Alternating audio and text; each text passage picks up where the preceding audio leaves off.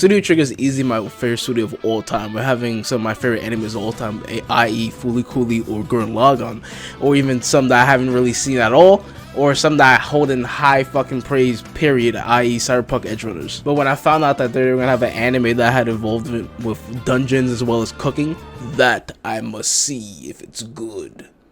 And yeah, it seems pretty good so far. I actually like it for the first 3 episodes at least. So I might as well start with the story, right? The story first starts off with Marcel, Laios, and Chochuk, as well as Laios' sister. And they're all with a different party and they're all together fighting this dragon in this deep lair of the dungeon, right? So, in the end of things, Laios' sister gets almost eaten, and by the time she's almost eaten, she teleports everyone out because they're all about to die. And the reason why they're all about to die is because of the fatigue that Laios and everyone else had because they didn't have anything to eat, and they sort of lost all their food and traps and whatnot. So now the goal is to basically get back down to the dungeon before Laios' sister gets digested by the dragon. And honestly, it's been so much fucking time that I'm pretty sure she's dead as hell. But you know what? Let's just play pretend, right? Also, Laios, Marcel, as well as Chochuk are now just the 3 of them because the rest of the group had left and they just resigned, said fuck it.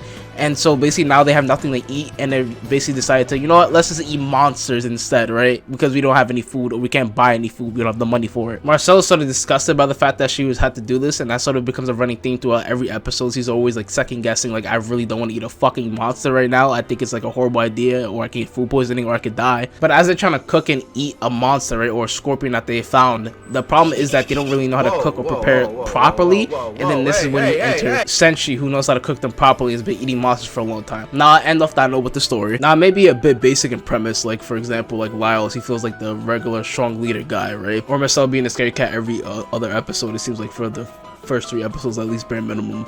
But the thing I think this show really excels in, right, is the comedy. I think the comedy is like super in the forefront, and I think the show is pretty hilarious at times where they have to go through certain situations, from either dealing with monsters or either dealing with themselves and try to figure out what they're going to do or what their next move is. They do it sometimes in a funny or more funnier fashion. Then there's one of the things that interests me the most every single episode is like, what the fuck are they going to eat in this episode, right? Because also that's like one of the biggest premises of the show is that they don't have any food. So what the fuck, what monster are you going to eat? Is it going to be more humanoid? Is it going to be more shellfish? Is it going to be more like a boar or a chicken or some shit like that? And it always becomes a little bit more interesting. Another fun thing what I was talking about earlier is just the interactions of them interacting with each other, them slowly trying to getting to know some of each other. Like obviously Senshi, who's like a new party member, so you saw the interacts with everyone in the crew, at least so far. Like with Senshi and Marcel, and they're both like basically learning from each other. Like they both have different tactics of doing things, and really seeing who's better or more efficient with what they're doing or the tasks that they have at hand. Even Marcel's even like little problems as well, where she thinks that she's like not useful or she's not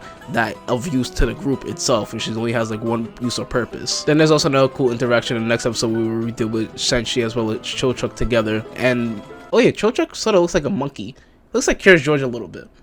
Wait, was that racist? On thin fucking ice. Well, okay, well anyways, they sort of go through a lesson of learning that, hey, they can both have multiple jobs and multiple uses for what they're doing, as well as that they can learn from each other, even when this party does end, or this adventure does end in this dungeon. But so far, it seems like a really fun ride with fun characters that I definitely want to stick around and see what happens in the later end of the season, and even make another video explaining like what happens at the end of the show, as well as just my full-on thoughts on it.